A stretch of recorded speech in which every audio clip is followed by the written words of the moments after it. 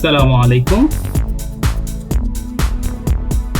আজকে আমরা ঢাকার ইতিহাস এবং ঐতিহ্য নিয়ে আপনাদের সামনে কিছু কথা বলবো এবং আমরা জানানোর চেষ্টা করব ঢাকায় বিলুপ্ত প্রায় এরকম কিছু জায়গা বা স্থানের নাম, যেগুলো কোনো এক সময় অনেক পপুলার ছিল, তা আজ হারিয়ে যাওয়ার পথে। আমরা প্রথমে শুরু করছি বড় কাটরা দিয়ে। বড় কাটরা আনুমানিক 1644 থেকে 1646 খ্রিস্টাব্দে এই স্থানের নির্মাতা ছিল মোগল যুবরাজ শাহ বুজ্জা। এটি একটি সারাইখানা বা যাত্রী আবাসিক কেন্দ্র, যেটি বিদেশি ব্যবসায়ী ও দূর দূরান্তদের অতিথিদের জন্য ব্যবহৃত হতো। মুঘল ইমারতের আদলে নির্মিত এই কাঠামোতে ছিল বিশাল গেট, খোলা উঠান ও চারপাশে রুম।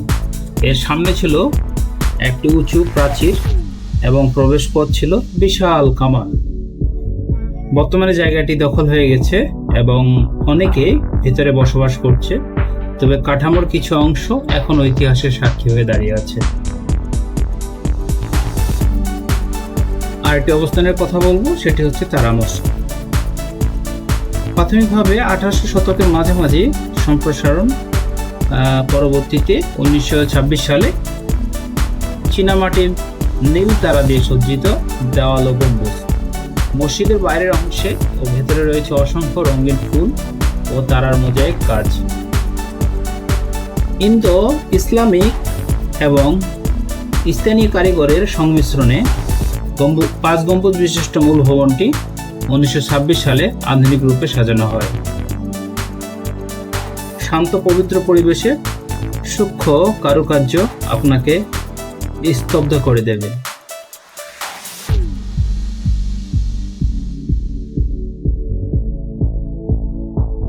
নর্থ ব্রুক হল নির্মাণ 1980 সালে তৎকালীন গভর্নর লর্ড নর্থ ব্রুকের নামে এটির নামকরণ করা হয়েছে।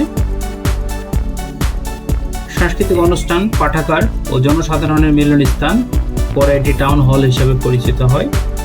ইউরোপিয়ান রেনেসাঁ ধাঁচে তৈরি, সাদৃশ্য ছাদ, গম্বুজ ও কারুকাজ সমৃদ্ধ।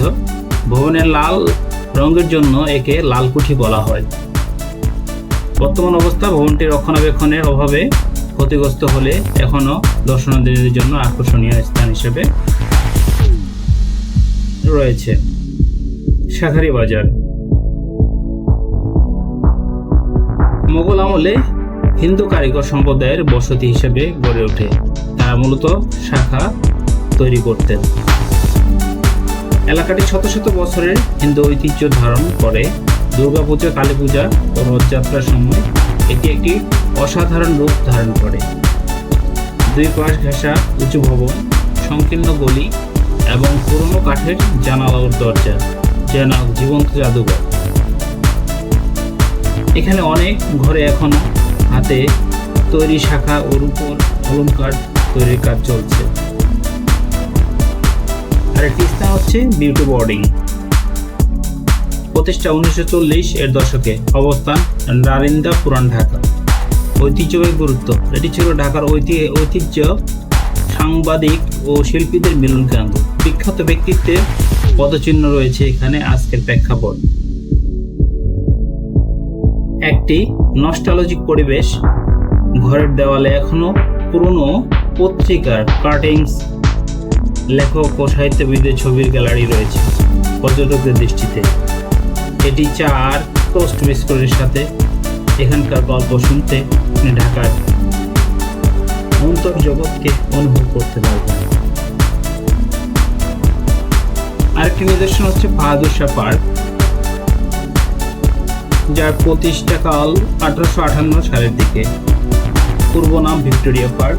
ইতিহাস, সিপাহী বিদ্রোহের সময় ব্রিটিশদের বিরুদ্ধে যুদ্ধরত ভারতীয় সৈন্যদের এই পার্কে প্রকাশ্য ফাঁসি দেওয়া হয়।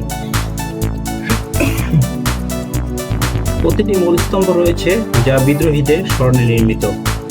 পার্কের আশপাশে রয়েছে কিছু ব্রিটিশ আমলে মূর্তি ও ফলক, বিগত শতাব্দীর ঐতিহ্য। একসময় এটি ঢাকার অন্যতম বিনোদন কেন্দ্র ছিল। রূপলাল হাউস। রূপলাল ও রঘুনাথ দাস নির্মাণকাল 1940-এর দশকে। বিশেষত বহু কক্ষ বিশিষ্ট দুইতলা ভবন, যেখানে ছিল বড় রুম, নাট্যমঞ্চ, স্নানাগার, বিশ্রামাগার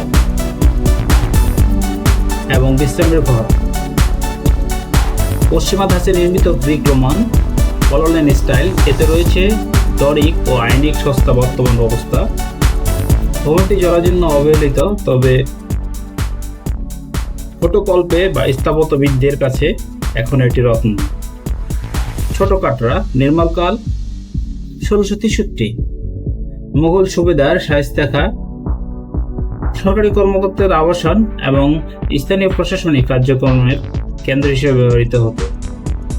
সাবলীল মুঘল কারুকাজ, একাধিক কামরা এবং ছোট একটি মসজিদ রয়েছে অভ্যন্তরে।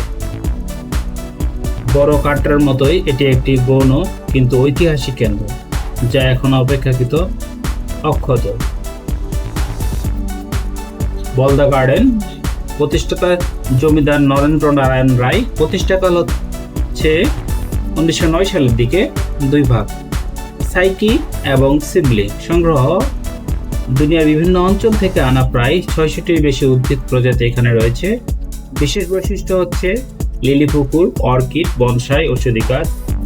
একটি সূর্যঘড়ি পরিবেশ। নগরের কোলাহল থেকে দূরে এক টুকরো প্রশান্তি। পাখি গাছ ও বাতাসের শব্দ এখানে একমাত্র সঙ্গীত।